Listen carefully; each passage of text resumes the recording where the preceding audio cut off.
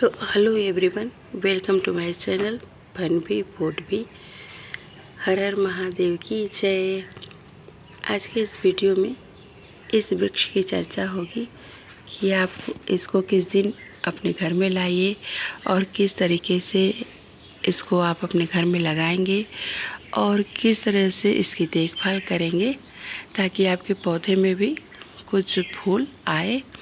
तो आज इस वीडियो में इस वृक्ष की जो बहुत ही शुभकारी है, बहुत ही फलदायक है, इसके बारे में बात होगी कि किस तरीके से आप भी इसको अपने घर में लाइए और बहुत शुभ फलों को प्राप्त करें।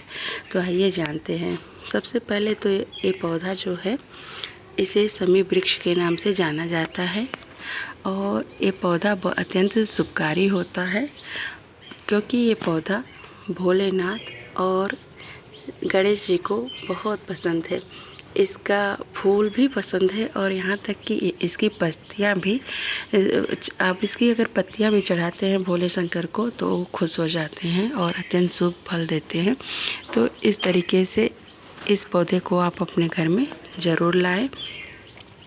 रही बात इसके पूजा पाठ की, तो इसमें नियमित कोई बहुत ज़्यादा पूजा पाठ करने की ज़रूरत नहीं होती है। बस केवल अक्षत और जल रोज़ाना आपको डालना होता है। बस शनिवार के दिन जो है शमी का वृक्ष है, यानी भगवान शनि भी इससे प्रसन्न होते हैं।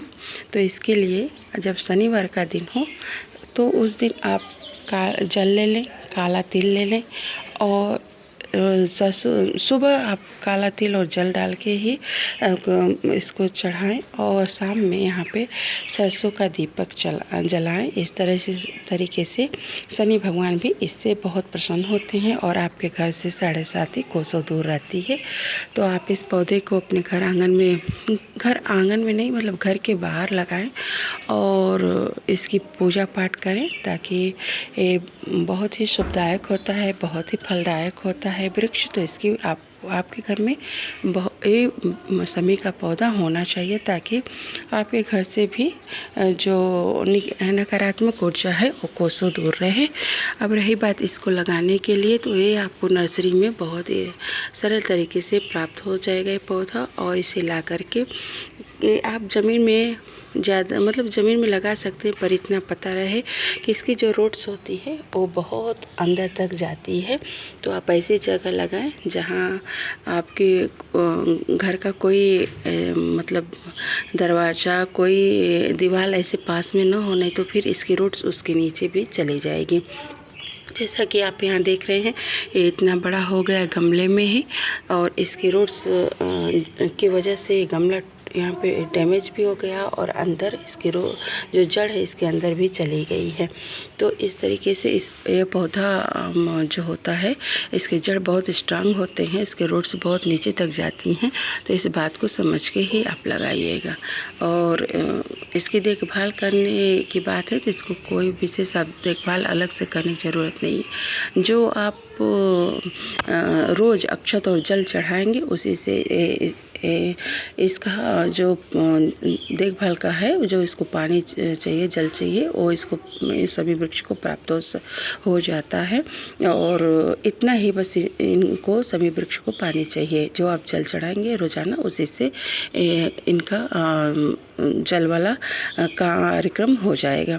और रही बात और पूजा पाठ कैसे करें, तो ये जो शनि भगवान को भी पसंद है, तो वही शनिवार का दिन सभी वृक्ष के लिए बहुत खास होता है कि आपको नकारात्मक ऊर्जा घर से दूर करना है, शनि भगवान को खुश करना है। तो इसके लिए आपको सुबह काला तिल डाल के अक्षत चढ़ा दीजिए और इसके बाद आप सरसों का दीपक जला दीजिए। और रखने की बात है शमी वृक्ष के पौधे की, तो आपको लगाना अपने इंटरेस्ट जहाँ से आप निकलते हैं उसी दरवाजे के पास इसको लगाना आपको चाहिए ताकि निकलते वक्त ये आपके बाएं तरफ ये पौधा पड़े। तो और किस दिन लगाएं, इसके लिए है कि सबसे इसका उल्लेख जो मिलता है कि रामचंद्र जी जब रावण को मार करके आए थे, लंका विजय करके आए थे, तो इसी शमी वृक्ष की सबसे पहले उन्होंने पूजा की थी भगवान भोलेनाथ को प्रसन्न करने के लिए। तो आप इसको हो सके तो दशहरा के दिन ही इसको ला करके घर में लगाएं। और इसके अलावा महाभारत में भी पांडवों ने जो अपने अस्त्र शस्त्र थे इसी शमी वृक्ष के पत्तों में छुपा करके गए थे जब वो अज्ञातवास में थे, ताकि जब उनको कोई पहचान ना पाए, ऐसे अज्ञातवास में थे, तो इसी में उन्होंने अपने अस्त्र शस्त्र को छुपाए थे। तो इस तरीके से शमी वृक्ष के बारे में हम सबको पता चलता है, इसके महत्व के बारे में पता चलता है। तो इस तरीके से आप लाइए और बिल्कुल इस वृक्ष को अपने घर में से नकारात्मक ऊर्जा को दूर करने के लिए लगाइए। यह अत्यंत शुभकारी है। जहाँ भोलेनाथ ही प्रसन्न हो जाते हैं जिस चीज़ से, वो वृक्ष कितना शुभदायक होगा, कितना फलदायक होगा, आप समझ ही सकते हैं। रही बात इसमें फूल आने की, तो जब आपका पौधा पुराना हो जाएगा तभी इसमें फूल आता है। जैसे ये पौधा कई साल का हो गया है तो आप इसमें देखिए इस तरीके से थोड़े पिंक और थोड़े येलो कलर के जो हैं आप देख रहे हैं, ये फूल यहाँ पे लगे हैं और ये इसकी कलियाँ लगी हुई हैं। तो इस तरीके से इस पौधे के महत्व के बारे में मैंने आप सबको बताया। मेरी वीडियो कैसी लगी आप सब मुझे कमेंट करके बताइएगा। और इस तरीके से देख सकते हैं एक गमले में ही जब इतना बड़ा ये पौधा हो गया है, तो आप सोचिए कि अगर आप इसे ज़मीन में लगाएंगे तो कितना बड़ा पौधा होगा ये। और इस तरीके से अपने घर में शुभ फल प्राप्त करने के लिए इस पौधे को ज़रूर लाइए। तब तक आप सभी को हर हर महादेव की जय।